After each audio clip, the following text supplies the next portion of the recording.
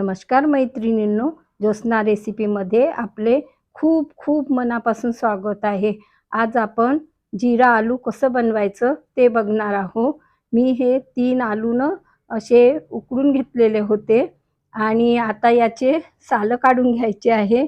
थोडा वेळनं म्हणजे उकडल्यानंतर यांना फ्रीजमध्ये ठेवून द्यायचं, म्हणजे एखाद्या भांड्यामध्ये झाकून ठेवायचं आहे आणि त्यानंतर मग फ्रीजमधून काढून याचे सालं काढून घेतलेले आहे आणि या पद्धतीने काप केलेले आहे। खूप मोठेही करायचे नाही आणि खूप बारीकही नाही, या मीडियम आकाराचे असे काप करून घ्यायचे आहे आणि बारीक असले तर व्यवस्थित होत नाही।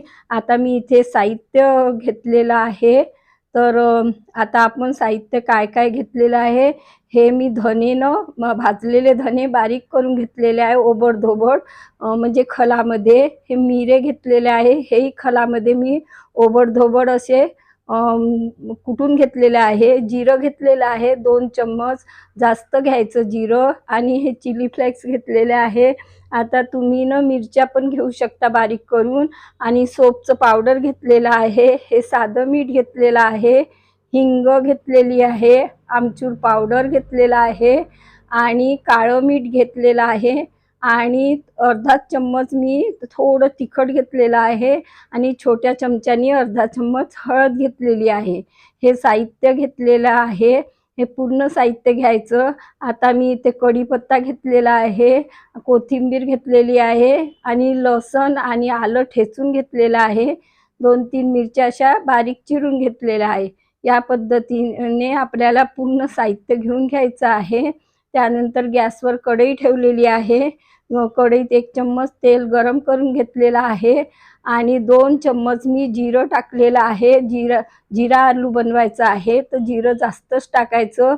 जिऱ्याला छान तडतडू द्यायचं, फुलू द्यायचं।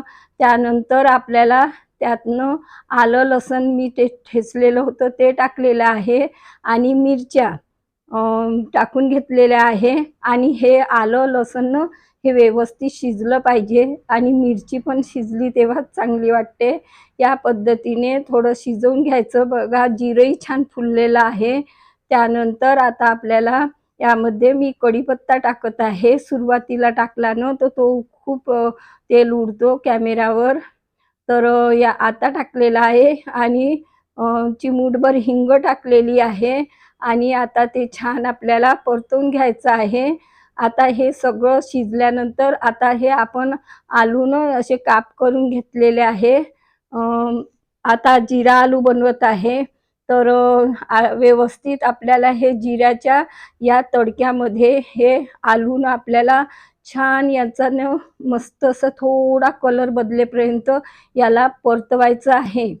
तर 2-3 मिनटं लागू शकतात, म्हणजे कढई आपली कितपत म्हणजे जाड आहे त्यावर अवलंबून आहे।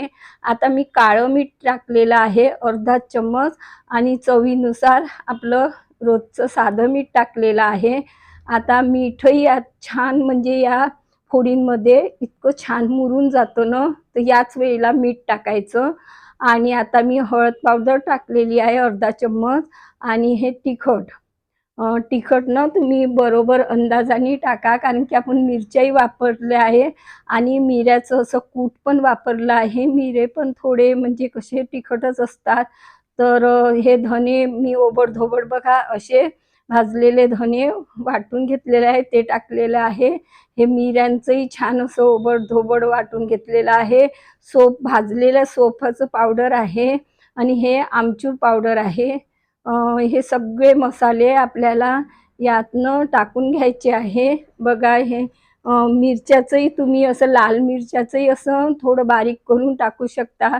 तर या पद्धतीने मी सर्व मसाले टाकून घेतलेले आहे आणि आता आपल्याला छान याला 2-3 मिनिटापर्यंत व्यवस्थित परतवून घ्यायचं आहे।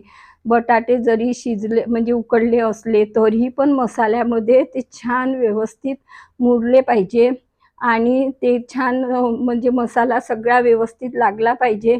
बघा मी छान परतवून घेतलेला आहे। आता कोथिंबीर टाकून घेतलेली आहे। बघा खूप चटपटीत असा मस्त चवीला तो अप्रतिम इतका छान हा जिरा आलू होतो ना। तुम्ही नक्की बनवून बघा या पद्धतीने।